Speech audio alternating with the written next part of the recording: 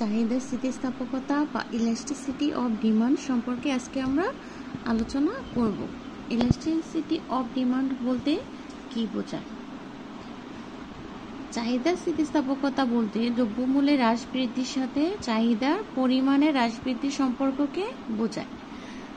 Elasticity of demand বা চাহিদার স্থিতিস্থাপকতা বলতে দ্রব্যমূল্যের হ্রাস বৃদ্ধির সাথে চাহিদার পরিমাণের হ্রাস বৃদ্ধির সম্পর্ককে বোঝায়। দামের পরিবর্তনের ফলে চাহিদার পরিবর্তন হয়।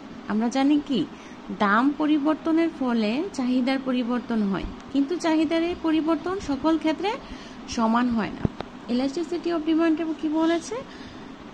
দামের পরিবর্তনের ফলে চাহিদার পরিবর্তন হয়, কিন্তু চাহিদারই পরিবর্তন আবার সকল ক্ষেত্রে সমান হয় না। কোনো দ্রব্যের ক্ষেত্রে চাহিদারই পরিবর্তন বেশি হয়, কোনো দ্রব্যের ক্ষেত্রে এই পরিবর্তন বেশি হয়, মানে দাম বাড়লে চাহিদা কমে, আবার দাম কমলে চাহিদা বাড়ে। এই পরিবর্তনটা সকল ক্ষেত্রে সমান নয়। কোনো ক্ষেত্রে এ পরিবর্তন কম হয়, আবার কোনো ক্ষেত্রে এর পরিবর্তন বেশি। কোনো দ্রব্যের ক্ষেত্রে চাহিদার এর পরিবর্তন বেশি, আবার কোনো দ্রব্যের চাহিদার